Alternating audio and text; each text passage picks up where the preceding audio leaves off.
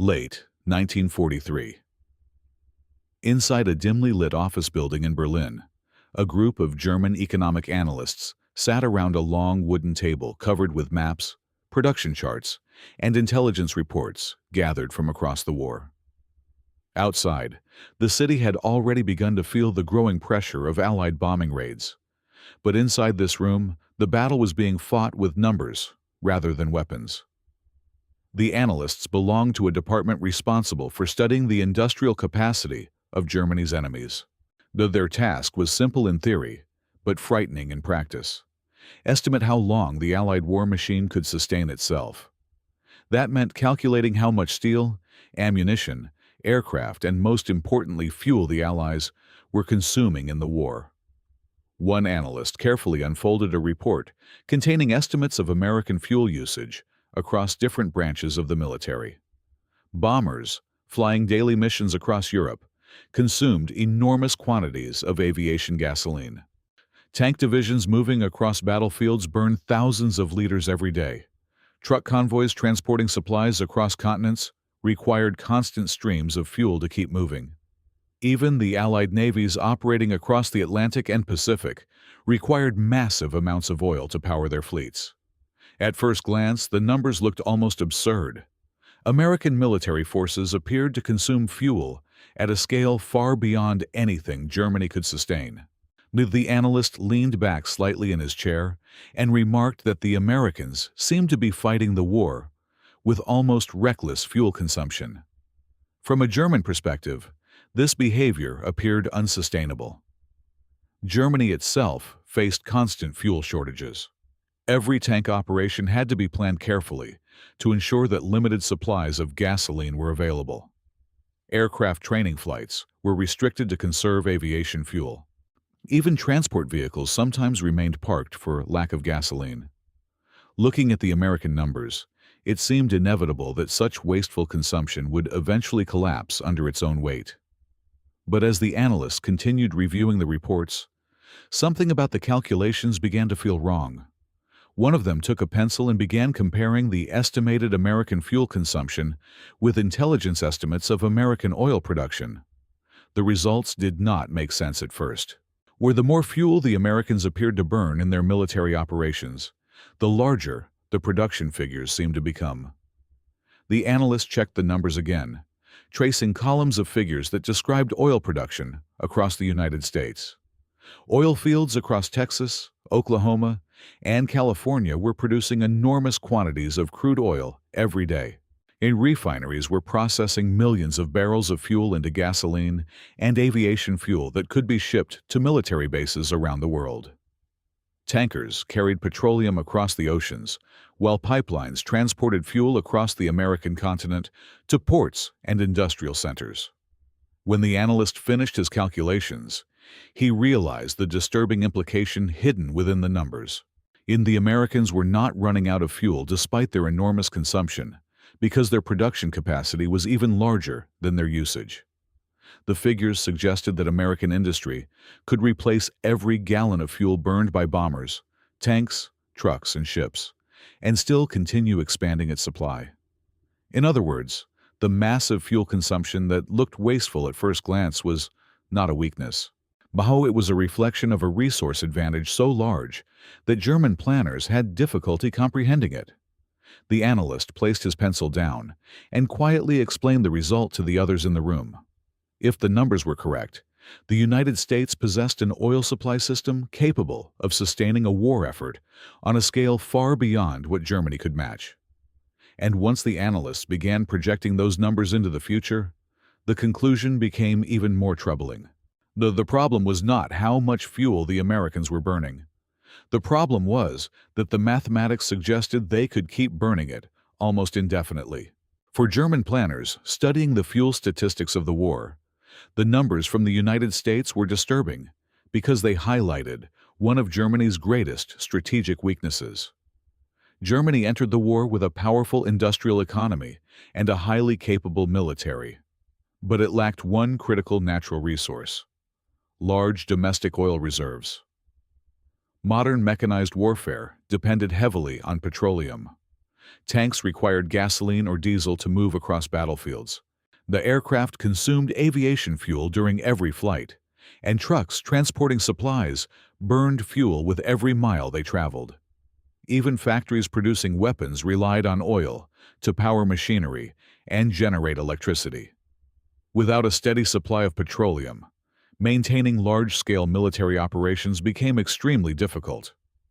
Germany possessed some small oil fields, but they produced only a fraction of what the nation required to sustain its armed forces. To compensate for this shortage, German planners relied on two main sources of fuel during the war. One of these sources was imported oil, particularly from the oil fields of Romania. Romanian petroleum production became an important lifeline for the German war effort, and large quantities of oil were transported from Romanian refineries to German-controlled territories. However, this supply remained vulnerable. Oil fields and refineries could be bombed, pipelines could be disrupted, and transportation networks moving the fuel across Europe could be attacked. The second major source of German fuel came from synthetic production. Germany developed a complex system of chemical plants capable of converting coal into liquid fuel through industrial processes. These synthetic fuel plants produced gasoline, diesel, and aviation fuel that could be used by the German military. The technology allowed Germany to reduce its dependence on imported petroleum, but it came with serious limitations. Producing synthetic fuel required large industrial facilities, enormous amounts of coal, and significant time to convert raw materials into usable fuel. Compared with natural oil production, synthetic fuel manufacturing was slower, more expensive, and vulnerable to disruption. As the war continued and Germany's military operations expanded across multiple fronts, the strain on these fuel supplies became increasingly severe. German armored divisions required large quantities of gasoline to move their tanks and transport vehicles during offensive operations. The Luftwaffe needed aviation fuel to keep fighters and bombers in the air. Naval operations also demanded fuel for submarines and surface ships operating across the Atlantic.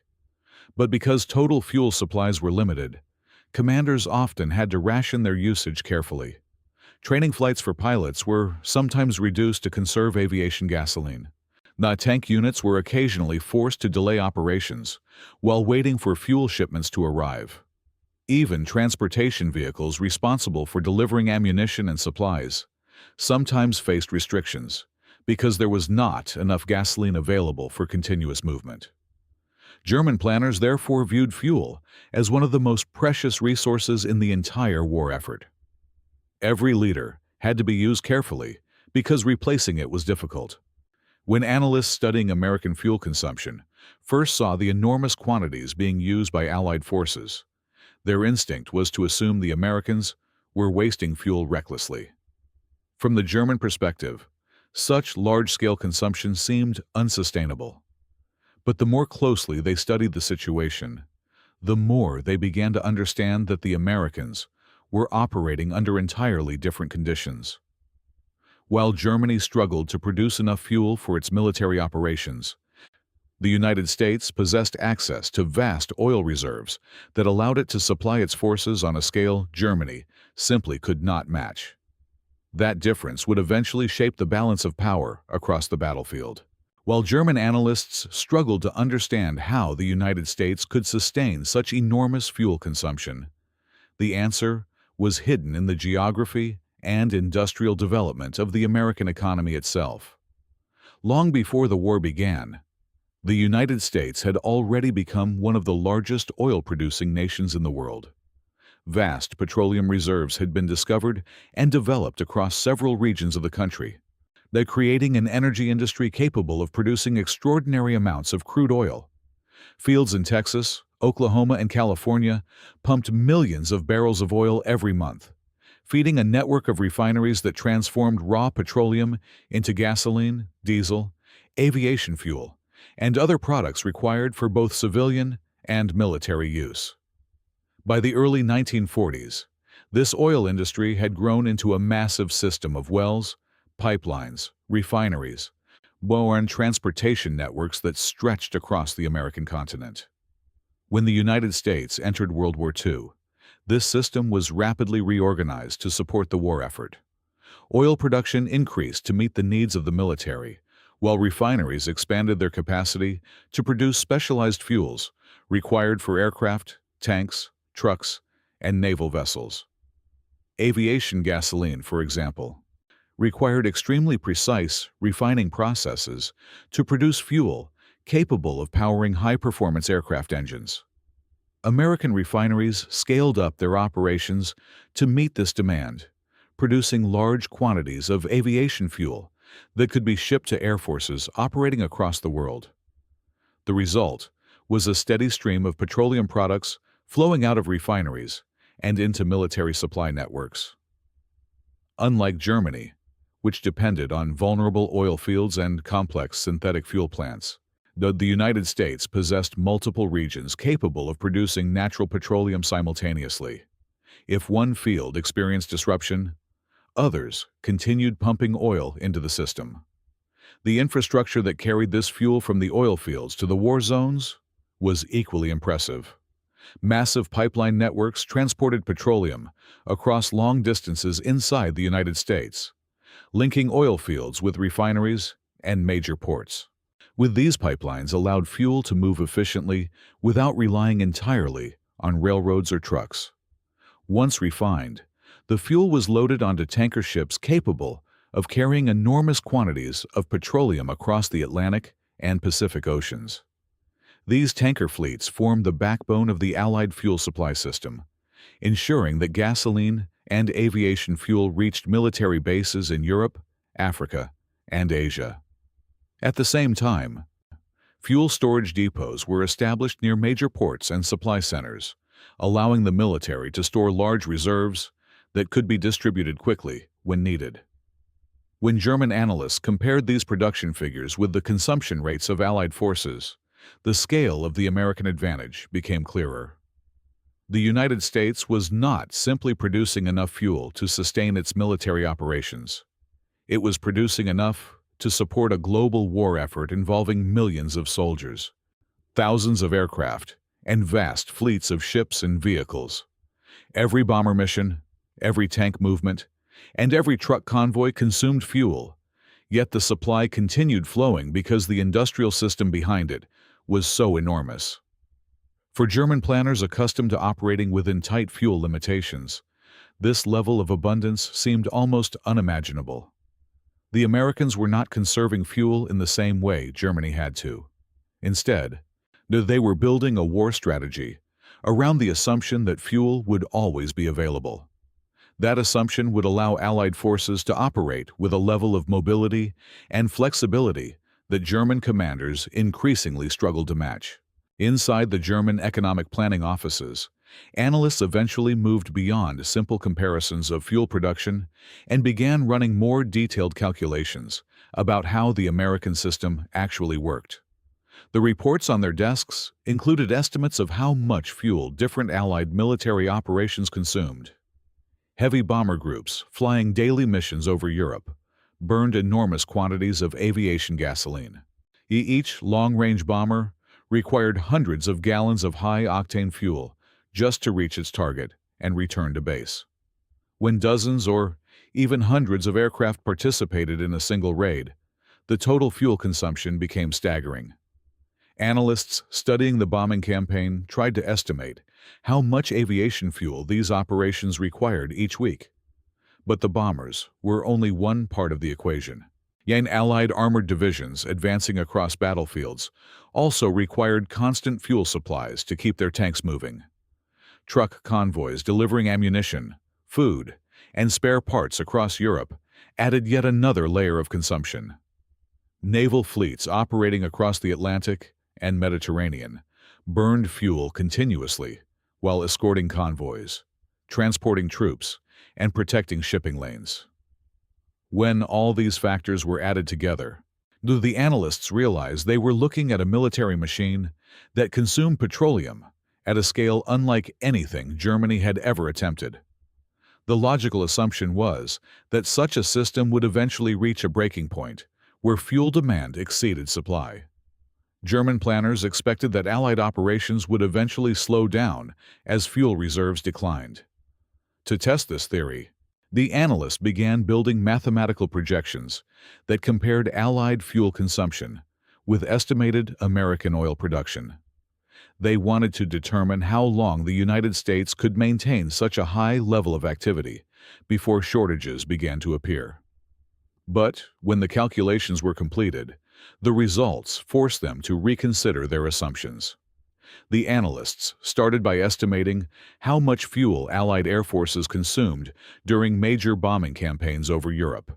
Then, they added the fuel required by naval fleets protecting shipping routes across the Atlantic. Finally, they included the gasoline and diesel consumed by the enormous fleets of trucks and armored vehicles supporting Allied armies. The total number was enormous.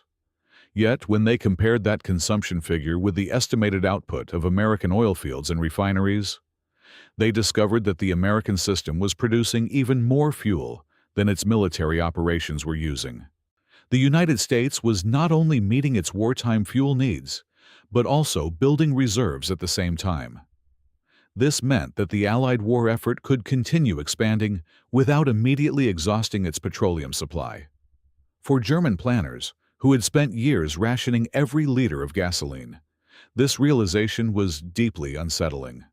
Their calculations suggested that destroying a portion of Allied fuel supplies might slow operations temporarily, but it would not collapse the system entirely. American industry could simply increase production or draw from existing reserves to compensate for the losses. The analysts began to see that the Allied advantage was not just a matter of having large oil fields. It was the combination of massive production capacity, extensive transportation networks, and industrial infrastructure that allowed the United States to keep fuel flowing to its forces across multiple continents. In mathematical terms, the numbers simply did not favor Germany. Every time analysts adjusted the calculations, the result remained the same. The United States could continue fueling its war machine on a scale Germany could not hope to match. In early 1944, a German logistics officer assigned to analyze Allied supply systems sat in a quiet office surrounded by maps, fuel charts, and intelligence reports collected from different fronts of the war. His work was not glamorous. Unlike fighter pilots or tank commanders, his battlefield consisted of paperwork, statistics, and planning documents. Yet the information he studied played a critical role in determining how Germany could continue fighting a modern mechanized war. His task was to evaluate the fuel situation facing both sides of the conflict. German commanders needed to understand how much fuel their own forces could use and how much their enemies might be able to sustain. In modern warfare, mobility depended on petroleum. Tanks, trucks, aircraft, and ships all required enormous amounts of fuel to operate. Without it, even the most powerful army could quickly become immobile. The officer had already spent months examining Germany's own fuel situation. When the numbers were never encouraging, supplies of gasoline and aviation fuel were constantly under pressure. Synthetic fuel plants worked around the clock, converting coal into liquid fuel, while shipments of petroleum from Romanian oil fields continued arriving by rail. Even with these sources combined, the available fuel was never enough to support unlimited operations. Commanders often had to restrict training flights or limit vehicle movements in order to conserve gasoline for major offensives. Now, the officer had been asked to analyze the fuel consumption of Allied forces operating in Europe. Intelligence units had gathered data from captured documents, reconnaissance reports, and observations made during combat operations. The reports described the enormous quantities of fuel required to support Allied bombing campaigns, naval patrols, and the growing number of mechanized units arriving on the continent. At first, the officer approached the analysis with a sense of confidence. From a German perspective, the level of fuel consumption described in the Allied reports appeared unsustainable. Bomber formations, flying daily missions required massive amounts of aviation gasoline. Truck convoys moving supplies across long distances burned thousands of liters every day. Naval fleets patrolling the Atlantic required constant refueling to maintain their presence at sea.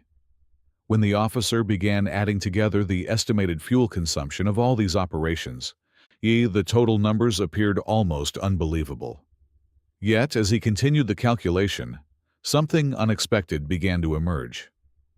When he compared the estimated Allied fuel usage with intelligence estimates of American oil production, the two figures did not move in the direction he expected. The Americans were burning extraordinary quantities of fuel, but their production capacity was even larger. Oil fields across the United States were producing millions of barrels every month, while refineries continued expanding their output of gasoline and aviation fuel. Tanker ships transported petroleum across the oceans, while pipelines carried it across the American continent to ports and industrial centers.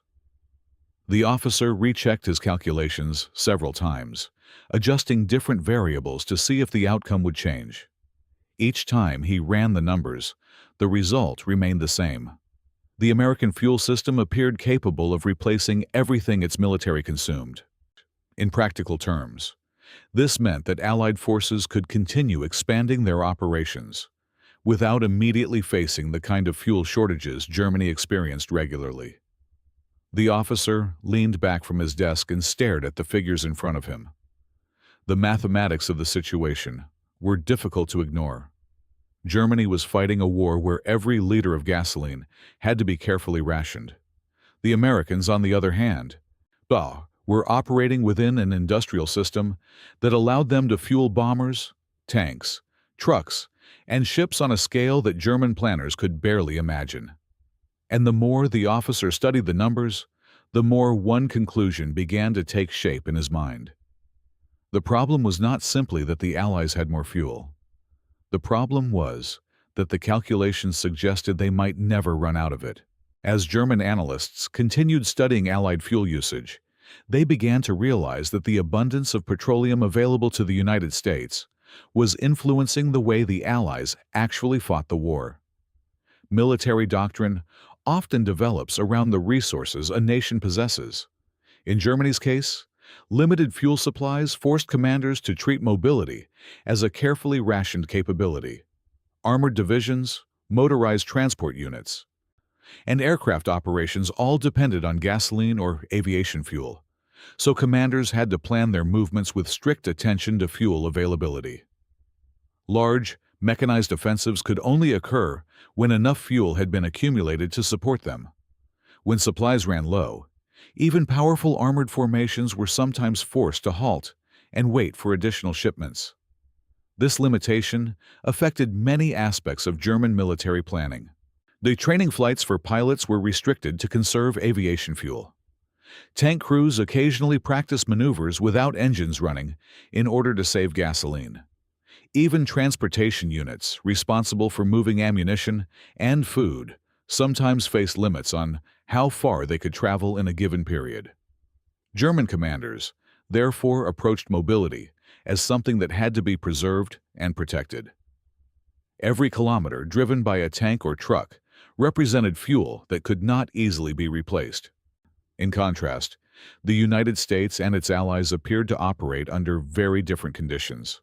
Their forces relied heavily on trucks, aircraft, and mechanized vehicles to move soldiers and supplies rapidly across vast distances. Instead of treating fuel as a scarce resource, Allied planning often assumed that fuel would be available whenever it was needed. This assumption allowed them to build strategies around constant movement and high operational tempo. One of the most visible examples of this difference was the enormous network of trucks used by Allied forces to transport supplies across Europe.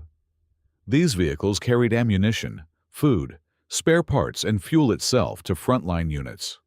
The trucks formed long convoys moving continuously along roads and highways, ensuring that armies advancing across the battlefield remained supplied.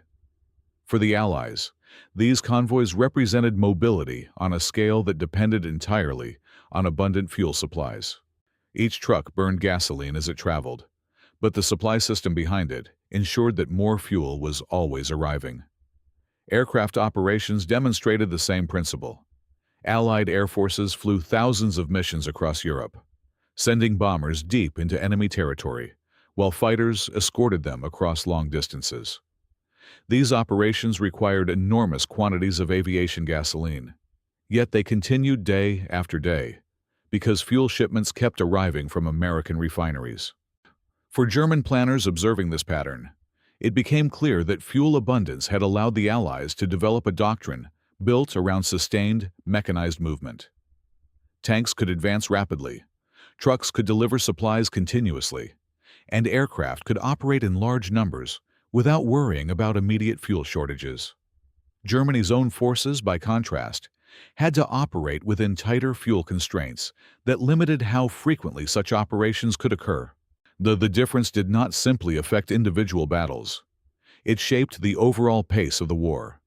An army, capable of moving its vehicles and aircraft whenever necessary, could maintain pressure on the enemy across multiple fronts. For German analysts studying the situation, the implication was becoming increasingly clear. The American fuel advantage was not just supporting Allied operations. It was allowing them to fight the war in a completely different way. By 1944, the scale of the American fuel system had become one of the most important foundations of the Allied war effort. German analysts studying the problem began to understand that the United States had built not just large oil fields, but an entire industrial structure designed to move fuel from the ground to the battlefield with remarkable efficiency. Oil wells across Texas, Oklahoma, and California pumped enormous quantities of crude petroleum every day. That crude oil then traveled through a vast network of pipelines, stretching across the American continent, toward refineries located near major industrial centers and coastal ports. These refineries converted the raw petroleum into different types of fuel needed for modern warfare. Aviation gasoline powered thousands of aircraft flying missions across Europe and the Pacific. Diesel and gasoline kept armored vehicles and trucks moving across battlefields. Naval fuel oils allowed warships and transport fleets to operate for long periods at sea. Once refined, the fuel entered another massive transportation system that carried it across oceans and continents to reach the Allied forces fighting on distant fronts. Tanker ships loaded with petroleum crossed the Atlantic in steady convoys, delivering fuel to ports in Britain and other Allied territories. From there, pipelines, rail networks, and truck convoys distributed the fuel to airfields, military bases, and supply depots supporting Allied armies. The system resembled a continuous industrial river of petroleum, flowing from American oil fields to battlefields thousands of kilometers away. Even if enemy attacks disrupted one part of the network, other parts could continue operating, allowing the overall system to remain functional. For German planners analyzing this system, the numbers were staggering.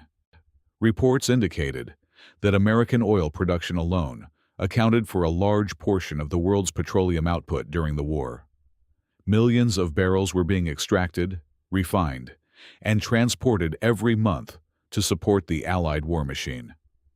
When analysts attempted to estimate how much fuel this system could ultimately deliver to Allied forces, they found themselves dealing with figures far beyond the scale of Germany's own fuel production. Germany's synthetic fuel plants and imported petroleum shipments could supply the military, but they did so within tight limits. Any disruption to those sources created immediate pressure on operations. In contrast, the American system appeared to operate with enormous reserves and production capacity. Even if Allied forces increased their fuel consumption, American industry seemed capable of expanding output to match the demand. This industrial avalanche meant that fuel could be supplied not only to aircraft and armored units, but also to the countless trucks, ships, and support vehicles required to maintain a global war effort. Every new Allied offensive required thousands of vehicles and aircraft, and each of those machines required fuel to operate. Yet the supply continued flowing because the industrial system behind it was so vast. For German analysts studying the situation, made the conclusion became increasingly difficult to avoid. The Allies had built a petroleum infrastructure so large that it functioned almost like an inexhaustible energy engine for their military operations. Destroying a portion of that system might slow the flow temporarily, but replacing it was far easier for the United States than it was for Germany to expand its own fuel production. The war was being fought not only on battlefields but also inside oil fields, refineries, pipelines, and tanker fleets. And in that industrial arena, the United States possessed an advantage measured not in percentages, but in entire orders of magnitude. By the final years of the war, the conclusions German analysts had reached while studying Allied fuel statistics were no longer theoretical calculations on paper. The evidence was appearing across the battlefield itself. Allied armies were moving across Europe with a level of mobility that depended entirely on reliable fuel supplies. Tank formations advanced rapidly across large distances, while truck convoys followed behind them carrying ammunition, food, and spare parts. Aircraft continued flying, bombing missions day after day, returning to their bases to refuel before launching the next wave of attacks. From the German perspective, this level of sustained mechanized activity should have eventually slowed as fuel reserves declined. Yet the opposite seemed to be happening. Allied operations were expanding rather than shrinking.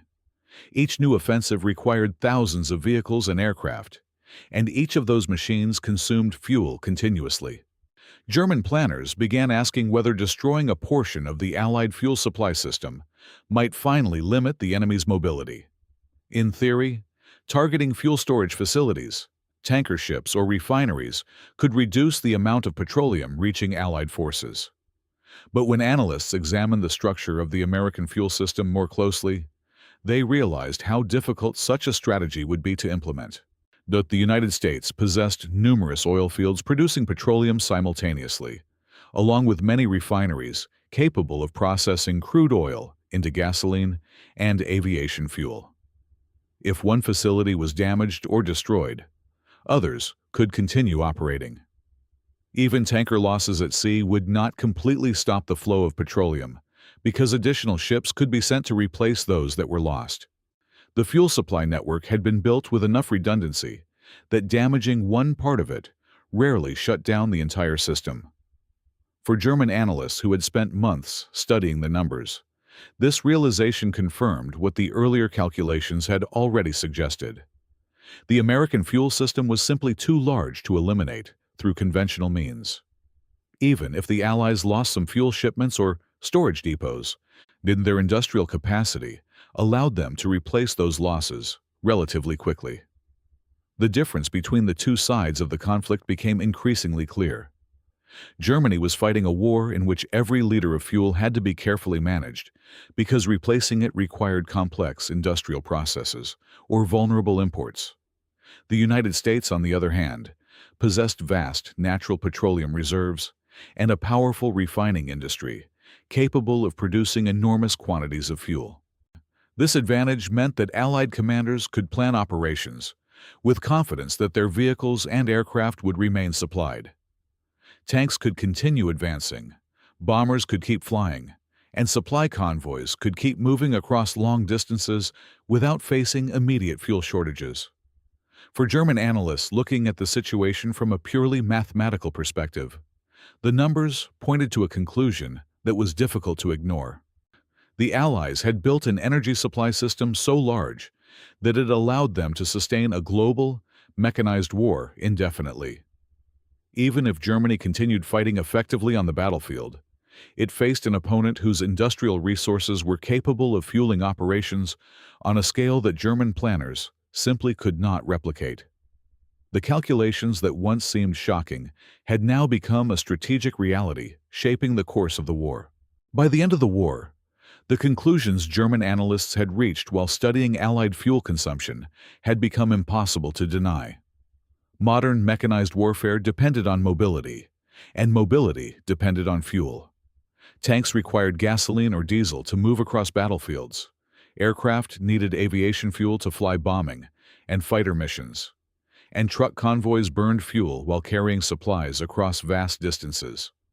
Without petroleum, even the most powerful army could quickly become immobile. The German planners had understood this reality from the beginning of the war, which was why fuel shortages had always been one of their greatest concerns. Every military operation had to be calculated against the available supply of gasoline and aviation fuel. But the Allied forces, supported by American oil production and industrial capacity, had gradually built a system capable of sustaining mobility on a scale Germany could not match. As Allied armies advanced across Europe during the later stages of the war, long columns of vehicles moved continuously along roads and highways, carrying supplies to frontline units. Aircraft flew constant missions against strategic targets, while naval forces patrolled the oceans protecting shipping routes. Each of these operations required enormous quantities of fuel, yet the supply continued flowing because the industrial system behind it was so large. German analysts who had once studied the numbers on paper could now see their implications unfolding across the battlefield. The calculations they had performed years earlier had revealed something fundamental about the nature of industrial warfare. A nation capable of producing vast amounts of energy could convert that energy into mobility for its military forces. Oil wells, refineries, pipelines, and tanker fleets became as important to the outcome of the war as tanks, aircraft, and artillery. Though in Germany's case, limited fuel supplies forced commanders to plan operations carefully and conserve their resources whenever possible. In contrast, the United States and its allies possessed a petroleum system large enough to fuel armies, air forces, and naval fleets operating across multiple continents at the same time. When German analysts first studied American fuel consumption, they expected the enormous numbers to reveal a weakness that could eventually slow Allied operations. Instead, the calculations revealed something far more troubling. The United States was not simply burning large quantities of fuel. It was producing even larger quantities to replace what was consumed. That meant the Allied war effort could continue expanding without facing the same energy constraints that limited Germany's military planning. In the end, the mathematics of the situation proved difficult to escape. Mechanized warfare required energy, and the side capable of producing and delivering that energy in the greatest quantities possessed a powerful advantage. The German analysts who studied the numbers had realized this long before the war ended. Once they completed their calculations, the conclusion seemed unavoidable. The fuel equation was simply too large for Germany to overcome. The calculations revealed something simple but decisive. America wasn't just burning enormous amounts of fuel. It was producing even more to replace it. And in a mechanized war, the side that never runs out of energy controls the battlefield.